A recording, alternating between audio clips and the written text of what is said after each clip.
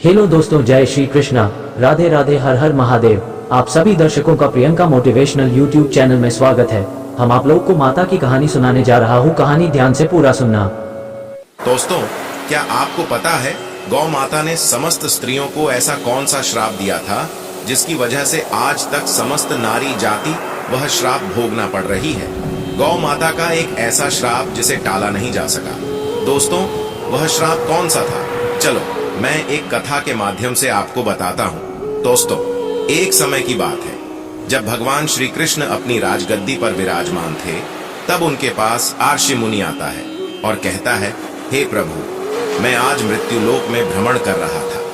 तभी एक स्त्री ने पूछा कि पहले स्त्रियों के बच्चे होते थे तो वह पैदा होते ही चलने लगते थे, परंतु अब ऐसा नहीं है, यह क्यों?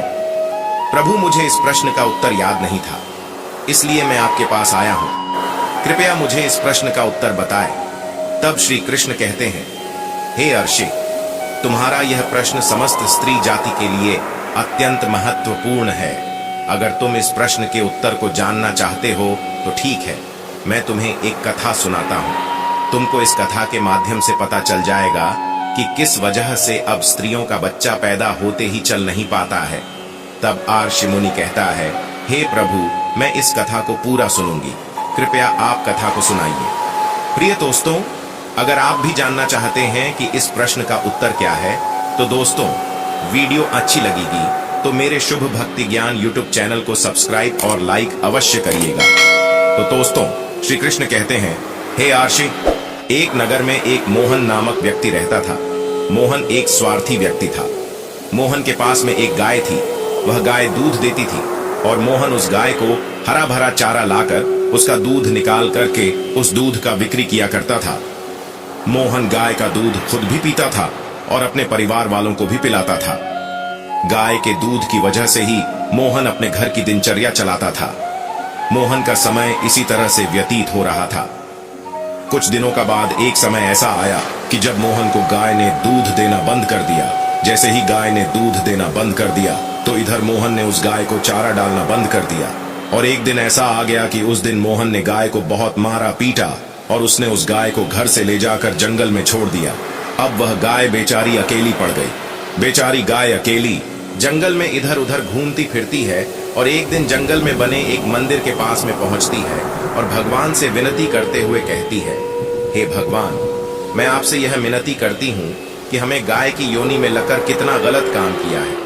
श्री कृष्ण कहते हैं, हे आर्षि, वह गाय कहती है, देखिए, जो आपकी 84 लाख योनियों में सर्वश्रेष्ठ योनि मानव की है, वह कितना पाप और कितना दुष्कर्म करता है। वह गाय आगे कहती है, जब तक मैं दूध देती रही तब तक उस व्यक्ति ने मुझे अपने घर पर रखा, हरा भरा चारा खिलाया। जैसे ही मैंने दूध देना बंद कर दिया, उसके बाद में उसने मुझे चारा भी नहीं, इतना ही नहीं, उसने तो मुझे घर से बाहर ही निकाल दिया। अब मैं इधर उधर भटक रही हूँ। अब जंगल में चारा खा खा करके, जंगल में घास खाकर के मैं अपने पेट को भरती हूँ। हे भगवान, आपने जो सर्वश्रेष्ठ योनि बनाई है, यह तो कितनी स्वार्थी और लालची योनि है। तो दोस्तों, आगे जाने से पहले मेरे शुभ भक्ति ज्ञान यूट्यूब चैनल को सब्सक्राइब कर ले। श्री कृष्ण कहते हैं कि हे अर्षि मुनि, धीरे धीरे समय व्यतीत होता चला गया। गाय बेचारी इधर उधर भटकती रही।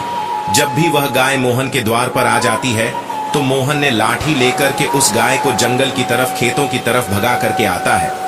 श्री कृष्ण कहते हैं, हे ऋषि, धीरे धीरे जब वह गाय एक दिन गर्भवती हो जाती है तो अब जैसे ही 3-4 महीने का गर्भ हुआ है तो उसी जंगल से एक स्त्री गुजर रही थी।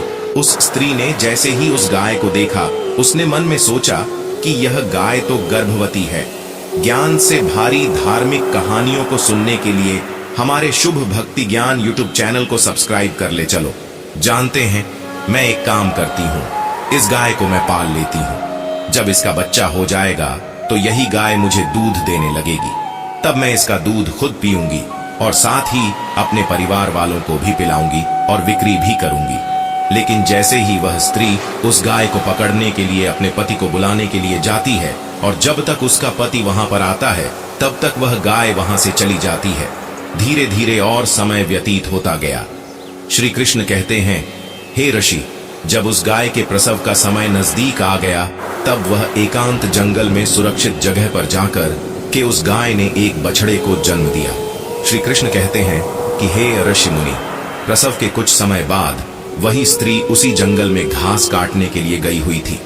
जैसे ही उसने दूर से देखा कि एक गाय ने अपना बच्चा जन्म दिया हुआ है, तब वह स्त्री उसके पास गई और उसने ध्यान से उस गाय को देखा तो बोली कि अरे, यह तो वही गाय है, इस गाय ने तो बछड़ा दे ही दिया, चलो अच्छा हुआ। वह स्त्री सोचती है, अब मैं इस गाय को पकड़ के अपने घर पर अवश्य ले जाऊंगी। जैसे ही वह स्त्री उस गाय के पास से अपने पति को बुलाने के लिए जाने लगती है, तभी गाय ने उसी समय उस स्त्री से कहती है, हे बहन, आज तुम हमारे ऊपर एक परोपकार कर दो। यह हमारा जो बच्चा है, यह पीछे पड़ा हुआ, इसे उठाकर कि तुम मेरे गर्दन के ऊपर रख दो। मैं अपने बच्चे को लेकर के किसी सुरक्षित जगह पर चली जाऊंगी, क्योंकि यह मेरा बच्चा 8 महीने बाद चलने लायक हो पाएगा, 8 महीने बाद अपने पैरों पर चलेगा। श्री कृष्ण कहते हैं, हे आर्षि मुनि, जैसा अभी है ऐसा पहले नहीं था। पहले गाय का बच्चा 8 महीने के बाद ही अपने पैरों पर चलने लायक हुआ करता था। श्री कृष्ण कहते हैं, हे आर्षि मुनि, लेकिन जैसे ही उस स्त्री ने गाय की बात सुनी तो वह बहुत जोर जोर से हंसने लगी और कहने लगी, तुम्हारा बच्चा इतना गंदा है, इतनी गंदगी में पड़ा है, मैं तुम्हारे बच्चे को उठा करके तुम्हारे कंधे पर क्यों रखूं? मैं तुम्हारे ऊपर यह परोपकार क्यों करूं? जैसे ही उस स्त्री ने उस गाय का बहुत मजाक बनाया, उस समय गाय बेचारी असहाय थी, वह अपने बच्चे को उठा नहीं सकती थी। श्री कृष्ण कहते हैं कि हे ऋषि मुनि, उसी समय दुखी होकर के गाय ने श्राप दे दिया। उसने श्राप देते हुए कहा कि जाओ, आज तुम्हारा बच्चा जन्म लेने के बाद तुरंत चलने लगता है, लेकिन आज मैं श्राप देती हूँ, तुम्हारा बच्चा जन्म लेने के 11 महीने बाद ही अपने पैरों पर चलने लायक होगा, और जो यह मेरा बच्चा आज चल नहीं पा रहा है और यह आज के बाद पैदा होते ही बहुत जल्द अपने पैरों पर चलने लायक हो जाएगा। श्री कृष्ण कहते हैं, हे आर्षि मुनि, इसी श्राप के कारण स्त्रियों का बच्चा जन्म लेते ही अपने पैरों पर चल नहीं पाता। दोस्तों, सतयुग में सुखदेव पैदा होने के तुरंत बाद ही अपने पैरों पर चलने लगे थे। ज्ञान से भारी धार्मिक कहानियों को सुनने के लिए हमारे शुभ भक्ति ज्ञान YouTube चैनल को सब्सक्राइब कर ले। चलो जानते हैं, और वेद व्यास भी जन्म लेने के तुरंत ही बाद अपने पैरों पर चलने लगे थे। यह बात तो सतयुग की थी, लेकिन कलयुग में ऐसा नहीं है। कलयुग में बच्चे को अपने पैरों पर चलने के लिए कम से कम न से 11 महीने लगी जाते। इसका कारण यही है क्योंकि गाय ने समस्त स्त्री जाति को श्राप दे दिया था। उसी दिन से समस्त स्त्रियों के जो बच्चे पैदा होते ही चलने लग जाते थे, उनकी प्रक्रिया वहीं पर रुक गई। गाय के श्राप के कारण ही स्त्री का बच्चा 11 महीने बाद ही चलने लायक, अपने पैरों पर खड़े होने लायक बन पाता है, और गाय का बच्चा उसी दिन से अपने पैरों पर चलने लायक हो जाता है। इसीलिए किसी की आत्मा को कष्ट नहीं देना चाहिए, और यही सनातन धर्म का सबसे बड़ा धर्म है। गोस्वामी तुलसीदास ने लिखा है, परहित सरल धर्म नहीं दोस्तों, दूसरे के दुख में दुखी हो जाना, दूसरे के कामा आना सबसे बड़ा धर्म माना गया है। तो इसलिए हमें असहाय पशु की पक्षियों की सहायता करनी चाहिए। गाय के श्राप की वजह से ही जितने भी पशु पक्षी हैं, उन सब के बच्चे जन्म लेने के तुरंत बाद चलने लग जाते हैं। लेकिन स्त्रियों के बच्चों पर इसका विपरीत प्रभाव पड़ा कि जन्म के तुरंत बाद स्त्री का बच्चा चलने लायक नहीं बन पाता। एक स्त्री की गलती से आज समस्त मानव जाति की महिलाओं को उस श्राप का खामियाजा आज भी भुगतना पड़ रहा है। तो दोस्तों, आपको कैसी लगी? गाय ने दिया स्त्री को श्राप। हम आशा करते हैं ज्ञान से भारी ऐसी ही और भी धार्मिक कहानियों को सुनने के लिए Priyanka motivational stories YouTube channel को सब्सक्राइब कर लें। ऐसी पौराणिक कथाएं आपको कहीं नहीं मिलेगी। और कमेंट में जय श्री कृष्णा लिखने ना भूले। धन्यवाद।